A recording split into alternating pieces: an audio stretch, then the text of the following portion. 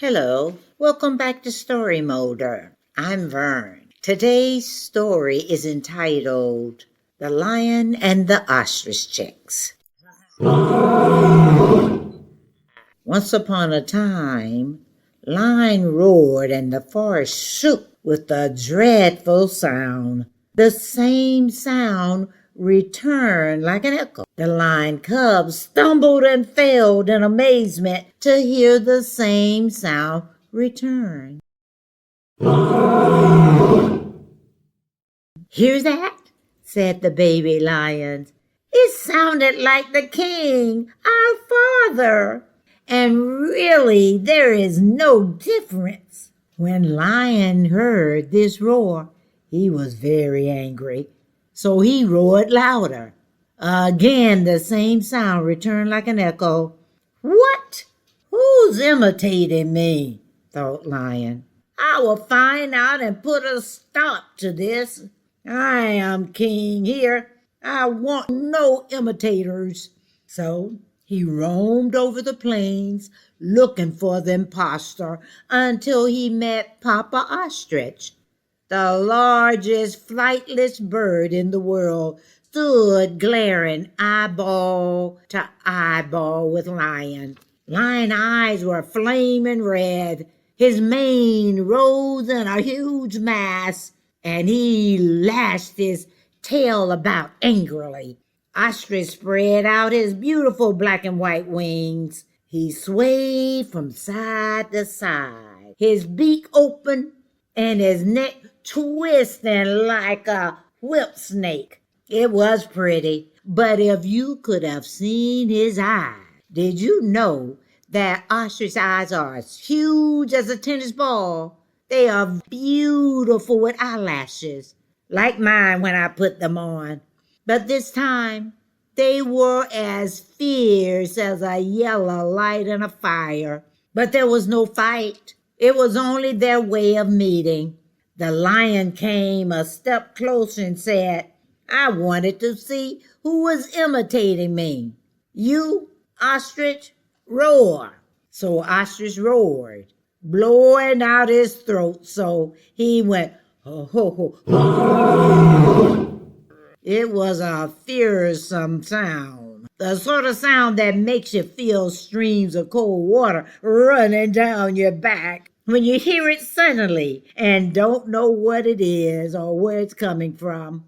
Yes, if you are in bed, you curl up and pull the blankets over your head. And if you are outside, you run inside and get closer to your mommy. The lion roared, and really, the voices were the same. No one could say, "This is a bigger voice," or "that is a more terrifying voice." No, they were equal. So Lion said to Ostrich, "Our voices are alike. You are my equal in roaring." Lion begins a deceitful plot against Ostrich. But the ostrich has hidden weapons. Ostrich can run as fast as 45 miles an hour.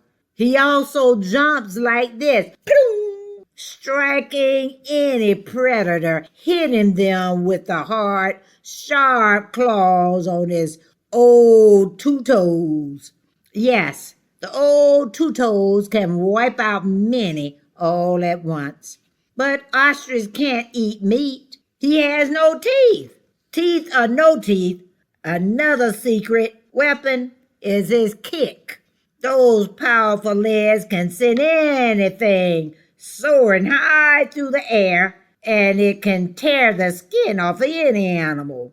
The toothless one, his weapon is his powerful legs and his teeth, only on his feet, though. After he had met the lion, he walks away slowly over the plains to where Mama Ostrich was waiting. Early one morning, he went out looking for a safe spot to build a nest on the Kenya plains. He found the perfect area where the grasses were short. Nothing could sneak up on him there. At night, a predator would mistake his black feathers for a mound of dirt After picking the perfect spot, he began scratching the ground, clearing the area for a big, dusty, shallow, unlined nest. One day, Mama Ostrich laid 10 eggs in that nest. Each weighed 3 pounds, and each was as heavy as a watermelon.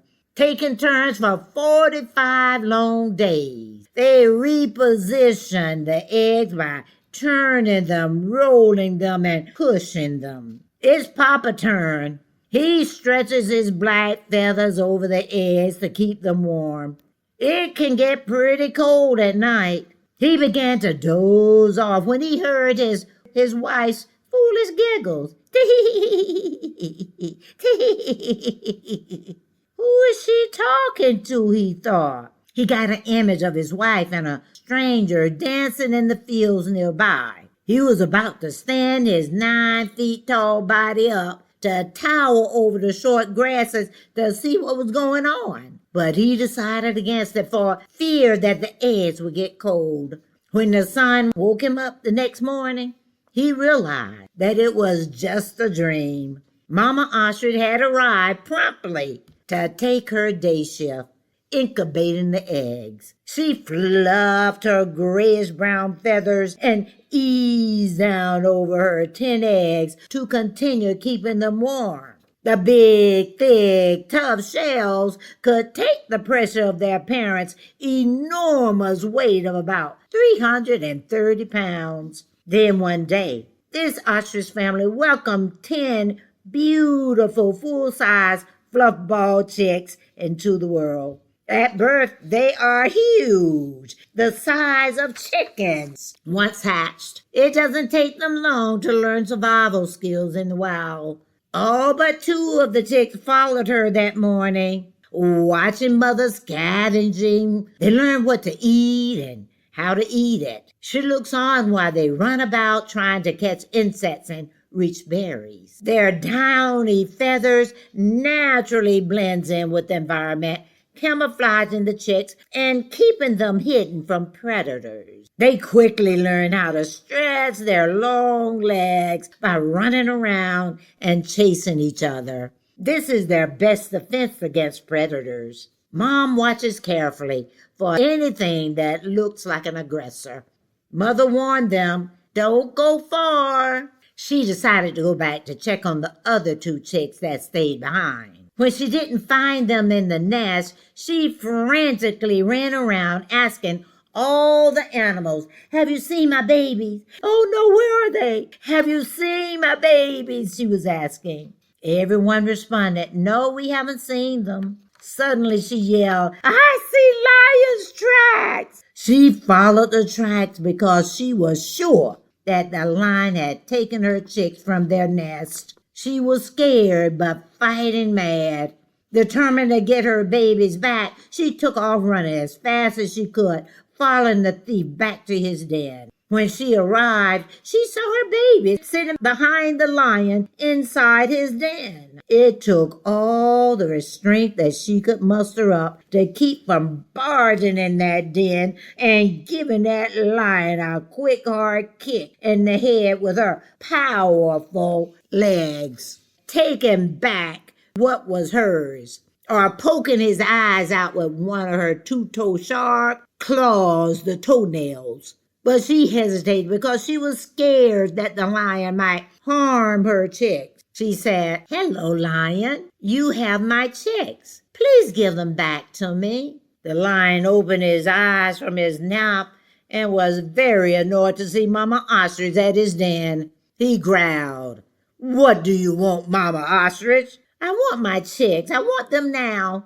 "What are you talking about? These are my cubs," Mama Ostrich said. "Lion, you are a reasonable thinking animal. Those are not cubs. They are chicks.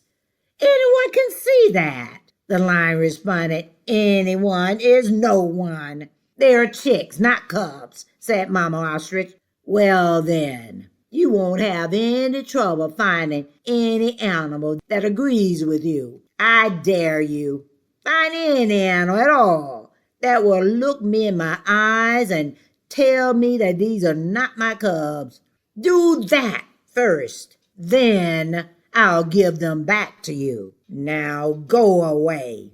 Well, I have never heard of such a ridiculous thing. Do ostriches look like cubs? Well, I don't know what to do to get my babies back.